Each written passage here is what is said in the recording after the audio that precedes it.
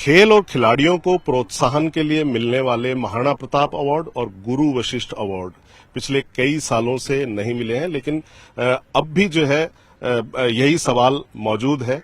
तो मेरे साथ हैं युवा और खेल मामलों के मंत्री कर्नल राज्यवर्धन सिंह राठौड़। उनसे जानते हैं कि इस मामले में क्या चल रहा है। सर, अभी तक जो है अवार्ड जो है कई सालों से नहीं मिले हैं, तो क्या आगे क्या प्लान है?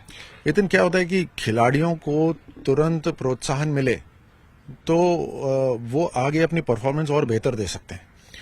आप जैसे बिल्कुल सही कह रहे हो कि अवार्ड्स हर साल दिए जाने हैं, लेकिन ये ताज्जुब की बात है कि पिछली सरकार जो कांग्रेस की थी, उन्होंने अपने 5 साल के कार्यकाल के अंदर एक बार भी अवार्ड नहीं दिए।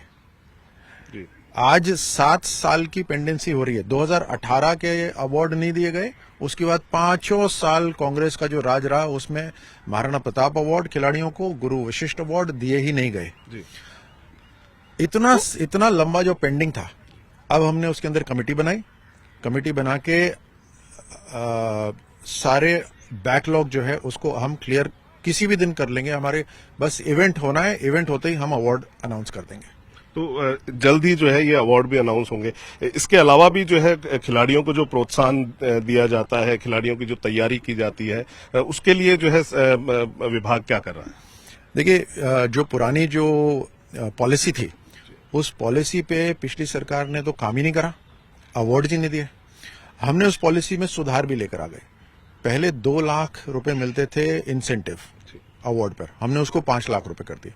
उसके साथ साथ द्रोणाचार्य अवार्ड जिन राजस्थान के खिलाड़ियों को मिलता था केंद्र सरकार द्वारा, उनको जमीन नहीं मिलती थी। हमने एज इंसेंटिव हमने 25 बीघा जमीन का भी घोषणा कर दिया। इस तरह से आर्मी के सैनिकों को जो है जमीन मिलती है, उसी तर्ज, बिल्कुल उसी तर्ज पे जिस तरह सैनिकों को मिलती है, उस तरह से हम खिलाड़ियों जो राष्ट्रीय लेवल पे अवार्डेड हो उनको 25 बीघा जमीन का भी हमने प्रबंध कर दिया, और उसके लिए हमने जो रेवेन्यू डिपार्टमेंट है उसको भी लिख दिया।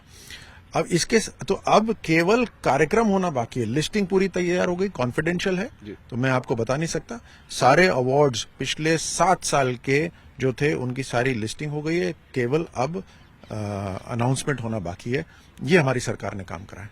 मंत्री जी, एक और सवाल है, आउट ऑफ टर्न प्रमोशंस और जो नौकरियां हैं, जो अच्छे खिलाड़ी हैं, बड़े खिलाड़ी हैं, जिन्होंने अपना पूरा जो है जो युवावस्था है वो एक तरह से जो है प्रदेश के लिए, देश के लिए जो है वो वक्त दिया है, तो उनके आउट ऑफ टर्न प्रमोशन और नौकरियों के लिए क्या?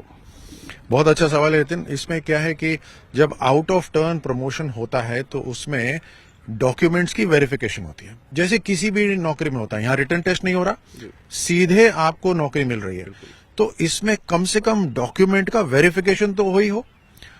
पिछली सरकार ने 5 साल के अंदर राजस्थान में करीब 248 आउट ऑफ टर्न प्रमोशन दिए 5 साल के अंदर जी। और उनका बहुत सारा बैकलॉग बाकी था। उस बैकलॉग को हमने क्लियर करा और 2 साल के अंदर ही हमने 186 अपॉइंटमेंट्स दे दिए हैं। 135 पाइपलाइन के अंदर हैं और अगले 6 महीने के अंदर, यानी हमारी सरकार के 2.5 साल के अंदर अंदर हम 300 से ज्यादा आउट ऑफ टर्न प्रमोशन दे देंगे। आप इसको कंपेयर करिए, उनके 5 साल में 248, हमारे 2.5 साल के अंदर ही 300 पार।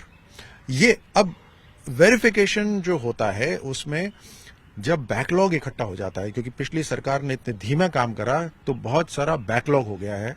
अब जब उन कई खेल संघों को हम लिखते हैं तो वेरीफाई नहीं कर रहे। भाई, आपके यहाँ कबड्डी खेला था, आपके यहाँ खो खो खेला था, आपके यहाँ हैंडबॉल खेला था, राष्ट्रीय लेवल पे खेला था, नेशनल गेम्स में खेला था, अंतर्राष्ट्रीय खेला था, बताओ तो सही हमारे को सर्टिफिकेट। तो वो अब वहां डिले वहां पर आ रही है। और वेरिफिकेशन उस डिले के लिए जो है खेल संघों को लिखा गया, तो खेल संघों की तरफ से किस तरह की प्रतिक्रियाएं हैं, क्या वो करने जा रहे हैं इसमें? देखिए, कुछ खेल संघ तो बड़े व्यवस्थित है, सारा उनका रिकॉर्ड कंप्यूटर्स के ऊपर है, बट बहुत सारे खेल संघ ऐसे हैं जिनकी व्यवस्था इतनी बढ़िया नहीं है। सो वहां से डॉक्यूमेंट वेरीफाई नहीं हो पा रहा। अब कोई किसी चैनल के लिए बड़ा आसान हो जाता है उंगली उठाना कि अरे साहब ये नहीं हुआ हुआ, वो नहीं हुआ हुआ। अरे व्यक्ति का, आप यहां तो मैं खिलाड़ी हूं और हम तो हर तरह से कि खिलाड़ी सामने आए, उसकी कोई समस्या हम समाधान कर देंगे उसका। और मैं तो उस कैटेगरी से भी आ रहा हूं जहां जब मैं खुद 2 बार स्वर्ण जीत चुका हूं राष्ट्रमंडल खेलों का, और उस समय की सरकार ने बोला कि हम तो एक ही बार अवार्ड देंगे, आप कितनी बार भी जीत लो।